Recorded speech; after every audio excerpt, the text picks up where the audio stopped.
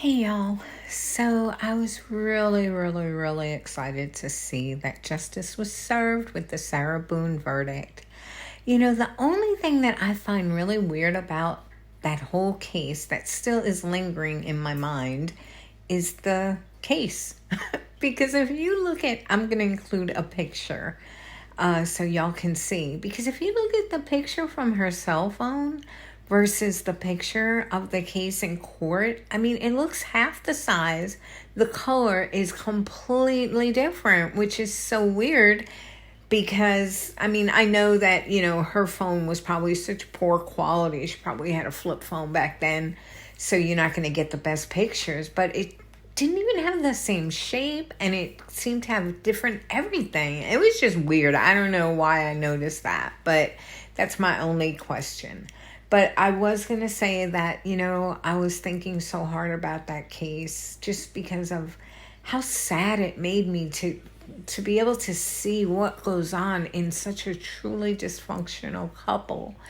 And I was like, man, people like that need to stay away from each other, even if they both, want to, but then they keep going back together.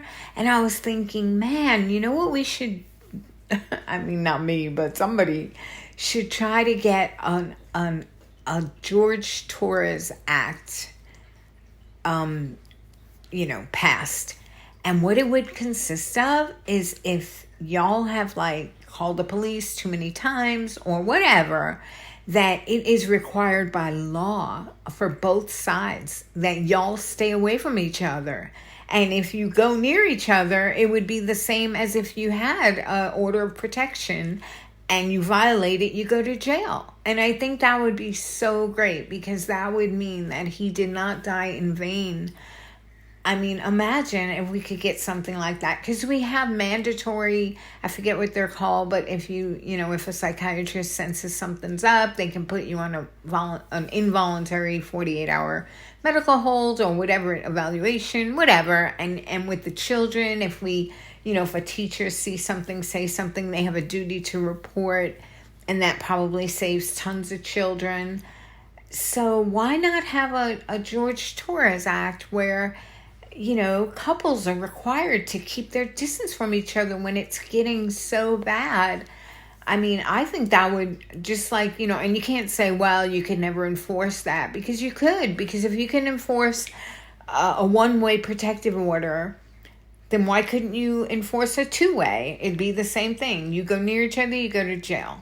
And then you have to pay fines and you have to get a lawyer. And I think that would be a big deterrent for people that were so toxic that they need to stay away from each other. I think it might help. So that's what I think we should do, even though I can't do it because I can't get behind anything, any cause or anything like that, because I think that no matter what you do, somehow it always bites you in the ass. So I'm not going to do that. But if anybody's listening, any of my 12 subscribers want to go and get behind something, wouldn't that be a great thing? I